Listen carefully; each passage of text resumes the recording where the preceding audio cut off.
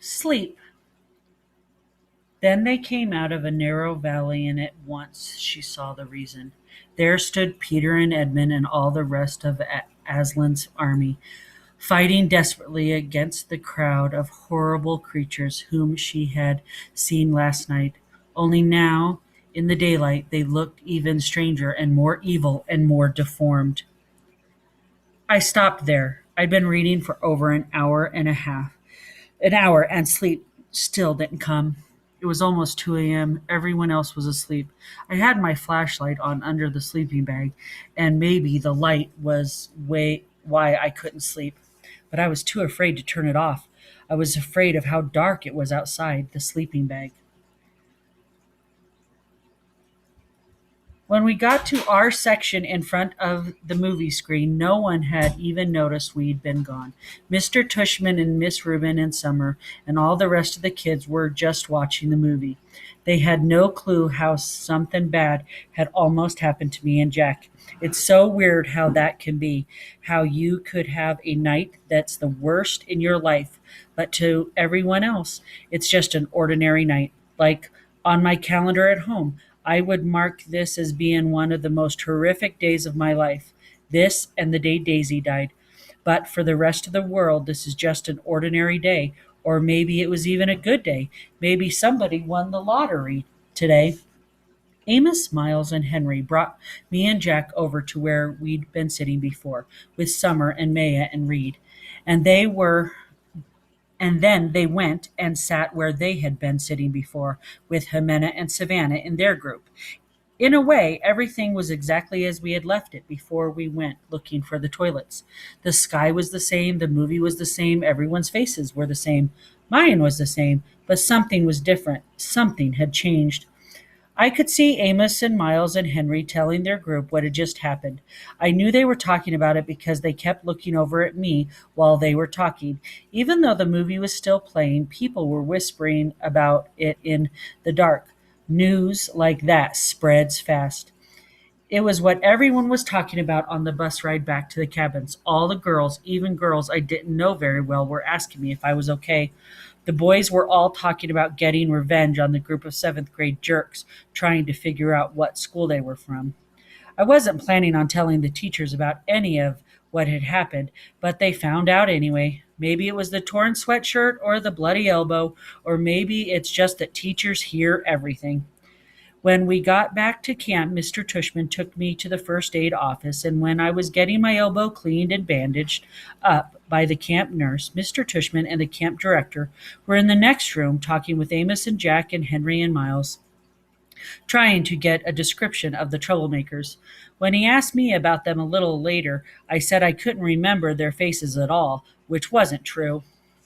It's their faces I keep seeing every time I close my eyes to sleep. The look of total horror on the girl's face when she first saw me, the way the kid with the flashlight, Eddie, looked at me as he talked to me, like he hated me. Like a lamb to the slaughter, I remember Dad saying that ages ago. But tonight, I think I finally got what it meant.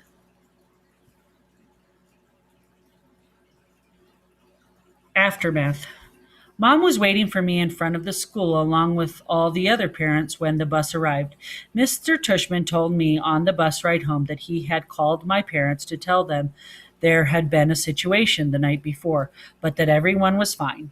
He said the camp director and several of the counselors went looking for the hearing aids in the morning while we were still swimming in the lake, but they couldn't find it anywhere.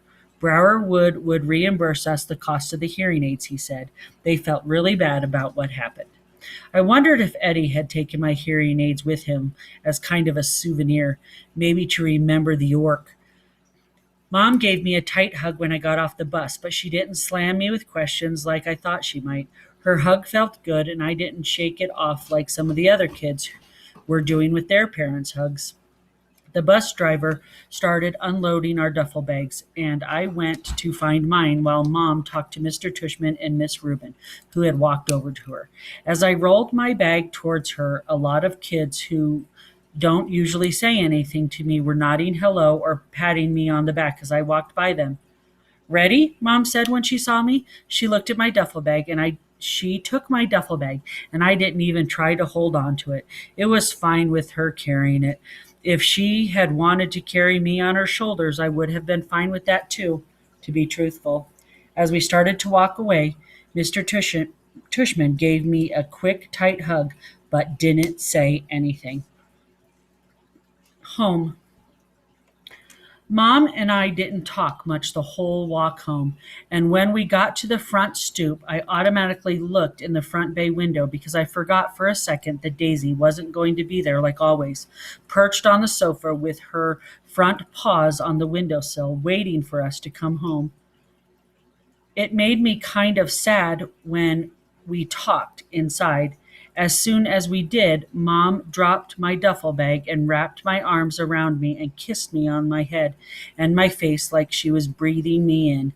It's okay, Mom, I'm fine, I said, smiling. She nodded and took my face into her hands. Her eyes were shiny. I know you are, she said. I missed you so much, Augie. I missed you too. I could tell she wanted to say a lot of things, but she was stopping herself. Are you hungry? She asked. Starving. Can I have a grilled cheese? Of course, she answered, and immediately started to make the sandwich while I took my jacket off and sat down at the kitchen counter. Where's Via? I asked. She's coming home with Daddy today. Boy, did she miss you, Augie, Mom said. Yeah, she would have liked the nature reserve. You know what movie they played? The Sound of Music. You'll have to tell her that. So do you want to hear about the bad part or the good part first? I asked after a few minutes, leaning my head on my hand. Whatever you want to talk about, she answered. Well, except for the last night, I had an awesome time, I said. I mean, it was just awesome. That's why I'm so bummed. I feel like they ruined the whole trip for me. No, sweetie, don't let them do that to you. You were there for more than 48 hours, and that awful part lasted 1 hour. Don't let them take that away from you, okay? I know, I nodded. Did Mr. Tushman tell you about my hearing aids? Yes, he called us this morning. Was Dad mad because they're so expensive? Oh, gosh, no, of course not, Augie. He just wanted to know that you were all right. That's all that matters to us, and that you don't let those thugs ruin your trip. I kind of laughed at the way she said the word thugs. What? She asked. Thugs? I teased her. That's kind of an old fashioned word. Okay, jerks, moron, imbeciles, she said, flipping over the sandwich in the pan.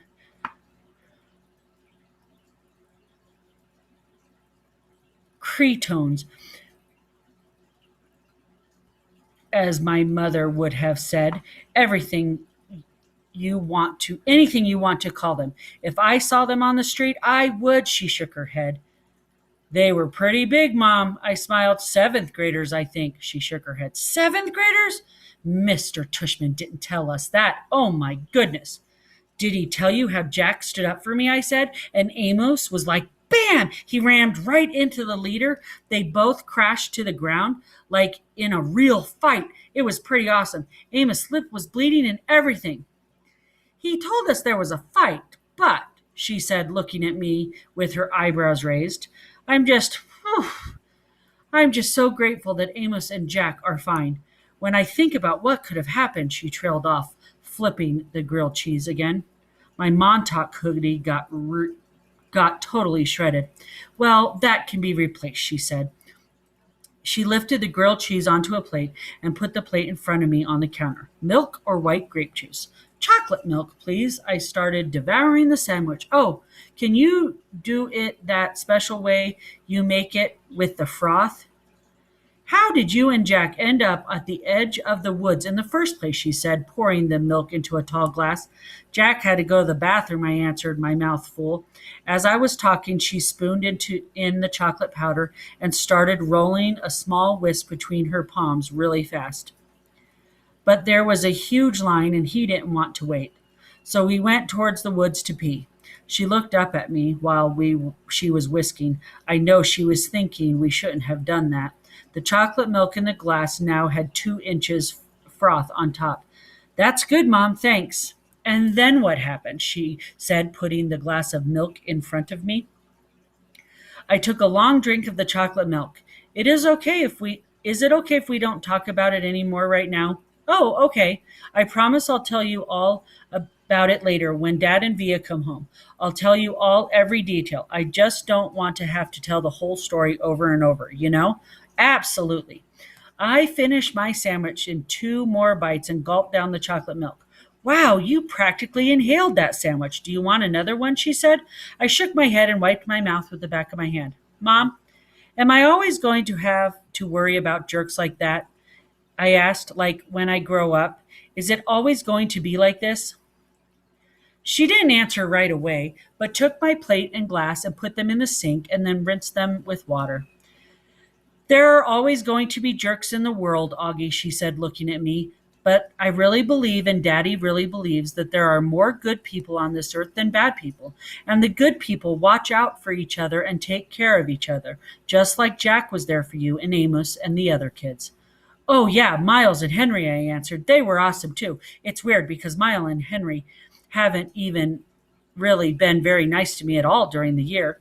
Sometimes people surprise us, she said, rubbing the top of my head. I guess. Want another glass of chocolate milk? No, I'm good, I said. Thanks, Mom. Actually, I'm kind of tired. I didn't sleep good last night. You should take a nap. Thanks for leaving me Babu, by the way.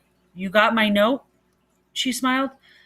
I slept with him both nights. She was about to say something else when her cell phone rang and she answered. She started beaming as she listened. Oh my goodness, really? What kind? She said. Yep, he's right here. He was about to take a nap. Want to say hi? Oh, okay. See you in a few minutes. She clicked off. That was Daddy, she said, excited. He and Via are just down the block. He's not at work, I said. He left early because he couldn't wait to see you, she said. So don't take a nap quite yet. 5 seconds later, Dad and Via came through the door. I ran into Dad's arm and he picked me up and spun me around and kissed me. He didn't let me go for a full minute until I said, Dad, it's okay. And then it was Via's turn, and she kissed me all over like she used to do when I was little. It wasn't until she stopped that I noticed the big white cardboard box they had brought in with them. What is it? I said. Open it, said Dad, smiling, and he and Mom looked at each other like they knew a secret. Come on, Augie, said Via. I opened the box. Inside was the cutest little puppy I've ever seen in my life. It was black and furry with a pointy little snout and bright black eyes and small ears that flopped down. Bear. We called the puppy Bear because when Mom first saw him, she said he looked just like a little bear cub. I said, that's what we should call him, and everyone agreed that that was a perfect name. I took the next day off from school, not because my elbow was hurting, which it was, but so I could play with Bear all day long. Mom let Via stay home from school too, so the two of us took turns cuddling with Bear and playing tug of war with him. We had kept all of Daisy's old toys and we brought them out now to see which one he'd like best. It was fun hanging out with Via all day, just the two of us. It was like old times, like before I started going to school. Back then, I couldn't wait for her to come home from school so she could play with me before starting her homework. Now that we're older, though, and I'm going to school and have friends of my own that I hang out with, we don't do that anymore. So it was nice hanging out with her, laughing and playing. I think she liked it too. The shift. When I went back to school the next day, the first thing I noticed was that there was a big shift in the way things were, a monumental shift, a seismic shift, maybe even a cosmic shift, whatever you want to call it. It was a big shift. Everyone, not just in our grade, but every grade, had heard about what had happened to us with the seventh graders. So suddenly I wasn't known for what I'd always been known for, but for this other thing that had happened. And the story of what happened had gotten bigger and bigger each time it was told. 2 days later, the way the story went was that Amos had gotten into a major fist fight with the kid, and Miles and Henry and Jack had thrown some punches at the other guys, too. And the escape across the field became this whole long adventure through a cornfield maze and into the dark, deep, dark woods. Jack's version of the story was probably the best because he's so funny. But in whatever version of the story, and no matter who was telling it, two things always stayed the same. I got picked on because of my face, and Jack defended me, and those guys, Amos, Henry, and Miles, protected me. And now that they'd protected me, I was different to them. It was like I was one of them. They all called me the little dude now, even the jocks. These big dudes I barely even knew before would knuckle punch me in the hallways now. Another thing to come out of this was that Amos became super popular, and Julian, because he missed the whole thing, was really out of the loop. Henry and Miles were hanging out with Amos all the time now, like they switched best friends. I'd like to be able to say that Julian started treating me better too, but wouldn't be true. He still gave me dirty looks across the room. He still never talked to me or Jack, but he was the only one who was like that now, and me and Jack, we couldn't care less. The Ducks. The day before the last day of school, Mr. Tushman called me into his office to tell me that they had found out the names of the seventh graders from the nature retreat. He read off a bunch of names that didn't mean anything to me, and then he said the last name, Edward Johnson. I nodded. You recognize the name? He said. They called him Eddie. Right? Well, they found this in Edward's locker. He handed me what was left of my hearing aid band. The right piece was completely gone and the left one was mangled. The band that connected the two, the lobbit part, was bent down the middle. His school wants to know if you want to press charges, said Mr. Tushman. I looked at my hearing aid. No, I don't think so, I shrugged. I am being fitted for new ones anyway. Why don't you talk about it with your parents tonight? I'll call your mom tomorrow to talk about it with her too. Would they go to jail? I asked. No, not jail, but they'd probably go to juvie court and maybe they'll learn a lesson that way. Trust me, that Eddie kid is not learning any lessons, I joked. He sat back behind his desk. Augie, why don't you sit down a second, he said. I sat down. All the things on his desk were the same as when I first walked into his office last summer. The same mirrored cube, the same globe floating in the air. That felt like ages ago. Hard to believe it's years almost over, huh? He said. Almost like he was reading my mind. Yeah. Has it been a good year for you, Augie? Has it been okay? Yeah, it's been good, I nodded. I know academically it's been a great year for you. You're one of our top students. Congrats on high honor roll. Thanks. Yeah, that's cool. But I know it's had its share of ups and downs, he said, raising his eyebrows. Certainly that night at the nature reserve was one of the low points. Yeah, I nodded, but it was also kind of good, too. In what way? Well, you know how people stood up for me and stuff? That was pretty wonderful, he said, smiling. Yeah, I know in school things got a little hairy with Julian at times. I have to admit he surprised me with that one. You know about that stuff? I asked him. Middle school directors have a way of knowing about a lot of stuff. Do you have like secret security cameras in the hallways? I joked. And microphones everywhere, he laughed. No, seriously. He laughed again. No, not seriously. Oh, but teachers know more than kids think, Augie. I wish you and Jack had come to me about the mean notes they were leaving in your lockers. How do you know about that? I said. I'm telling you. Middle school directors know all. It wasn't that big of a deal, I answered, and we wrote notes too. He smiled. I don't know if it's public yet, he said, though it will be soon anyway, but Julian Albans is not coming back to Beecher Prep next year. What? I said. I honestly couldn't hide how surprised I was.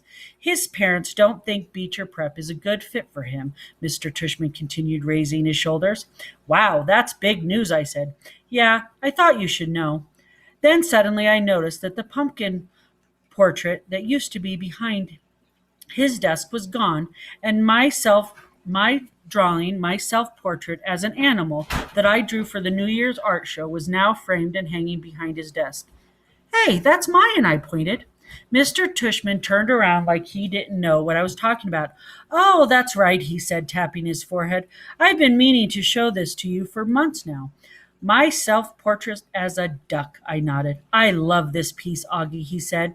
When your art teacher showed it to me, I asked her if I could keep it for my wall. I hope that's okay with you. Oh, yeah, sure. What happened to the pumpkin portrait? Right behind you. Oh, yeah, nice. I've been meaning to ask you since I hung this up, he said, looking at it. Why did you choose to represent yourself as a duck?